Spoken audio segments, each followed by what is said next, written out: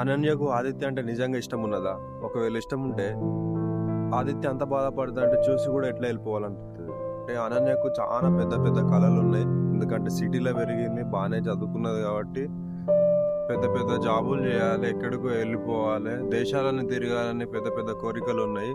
మన ఆదిత్య గురించి చెప్పాలంటే ఆదిత్య వచ్చేసి చిన్న చిన్న కోరికలే ఉంటాయి, అంత పెద్ద కోరికలు ఏమి ఉన్నాయి. ఉన్న దాంట్లో సంతోషంగా ఉండాలి, ఫ్యామిలీ తోటి ఉండాలి, ఉన్న ఊర్లో పుట్టి పెరిగిన ఊర్లోనే ఉండాలని ఆదిత్యకు ఉంటది. ఇద్దరు డిఫరెంట్ వరల్డ్స్, మొత్తం ఇద్దరికి చాలా ఆపోజిట్ ఉన్నది అన్నమాట. వాళ్ళ వాళ్ళ మనస్తత్వాలు మొత్తం డిఫరెంట్.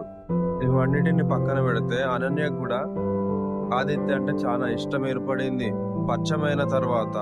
ఎందుకంటే ఎక్కడ చూసినా ఆమెకు అందరూ ఎట్లా మాట్లాడేది అంటే నార్మల్ గా క్యాజువల్ గా మాట్లాడేది. స్వచ్ఛమైన ప్రేమ లాంటిది ఆమెకు ఎప్పుడు దొరకలేదు. ఏదో అవసరానికి తప్ప ఆమె కోసమై ఎప్పుడు ఎవరు మాట్లాడలేదు. ఆదిత్య చూపించిన ప్రేమ అనన్యకు కూడా బాగానే నచ్చింది.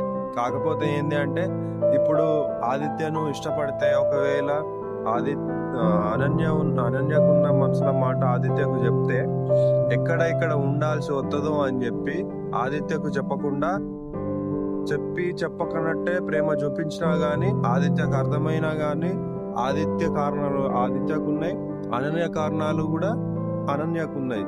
అనన్య ఏంది అంటే ఆమె జాబు, కెరియర్, ఆమె ఫ్యూచరు. ఎందుకంటే ఎక్కడికో వెళ్ళాలనిపించినప్పుడు ఇక్కడనే ఊర్లోనే ఉండాలి అనే థాట్ వచ్చినప్పుడు ఆమెకు ఇవన్నీ చెప్పద్దు, ఎందుకులే అన్నట్టు ఫీలింగ్ అనిపించింది. కాకపోతే ఏంటంటే అనన్యకు కూడా ఆదిత్య అంటే చాలా ఇష్టం.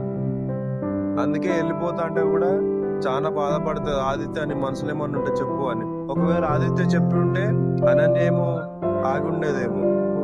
ఏది ఏమైనా కానీ అనన్యకి తెలుసో తెలియకనో ఇప్పుడు ఆదిత్య ప్రాణం మీదకి అయితే వచ్చింది. వాళ్ళ తాత ఆదిత్యను కొట్టిపియడం తోటి హాస్పిటల్కి అయితే వెళ్ళిళ్ళు. వాళ్ళ ఇంట్లో మాత్రం ఇప్పుడు బాధే ఉన్నది. వాళ్ళ అమ్మ నాన్న ఆదిత్య కోసం బాధపడుతున్నారు. కానీ ఇంత జరుగుతా అంటే కూడా ఆదిత్య ఒక్కసారి కూడా అనన్య గురించి కానీ, అనన్య వాళ్ళ బంధువుల గురించి కానీ, లేకపోతే వాళ్ళ తాత గురించి కానీ చెడ్డగా ఎప్పుడు మాట్లాడలేదు. రోజులైతే గడిచిపోతానాయి, ఆదిత్య ఒంటి మీద ఉన్న గాయాలు మానిపోతానాయి. కానీ ఆదిత్య మనసుకు తాగిన గాయం అయితే అసలే మానుతలేదు. ఆదిత్యకు బాధ అయినా, కష్టమైన, సుఖమైన ఏదైనా పుస్తకాలతోటే చెప్పుకుంటా, పుస్తకాలతోటే బాధపడుకుంటా, పుస్తకాలనే చదువుకుంటా, పుస్తకాలే లోకంగా, పుస్తకాలే జీవితంగా బతికే మనిషే కదా మన ఆదిత్య. అందుకోసం అని చెప్పి ఎప్పుడు చూసినా ఇంకా ఇట్లా జరిగినప్పటి నుంచి వెళ్ళి పుస్తకాలను పట్టుకొనే ఉండడంగా అలవాటు అయిపోయింది. అప్పటి నుంచి అలవాటు, కానీ ఆ అలవాటు వ్యసనంగా మారిపోయింది. పుస్తకాలే తన లోకంగా బ్రతుకుతున్నా గానీ అనన్య మాత్రం ఆదిత్య మనసులోకి వెళ్ళి అసలే పోతలేదు. ఆమె జ్ఞాపకాలు రోజు ఆదిత్యని చంపుతానాయి. ఎందుకంటే అంతగానం ఇష్టపడ్డాడు కదా, అంత ఈజీగా అయితే మర్చిపోలేడు అనన్యను. నెమ్మదిగా టైం అయితే గడిచిపోయింది. ఆదిత్య ఒంటి మీద ఉన్న ప్రతి ఒక్క గాయం అయితే మానిపోయింది. అది ఎండాకాలం, సూర్యుడు పొద్దంతా ఎండగొట్టి సాయంత్రం డ్యూటీ దిగి వెళ్ళిపోయే టైం అయింది.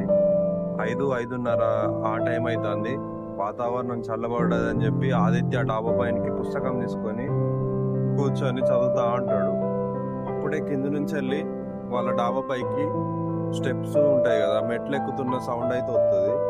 ఎవరో అని వెనుక నుంచి వెళ్ళి హాయ్ ఆదిత్య అనుకుంటా చిరునవ్వుతోటి పలకరించుకుంటా స్నేహ అయితే ఆదిత్య దగ్గరికి వస్తుంది.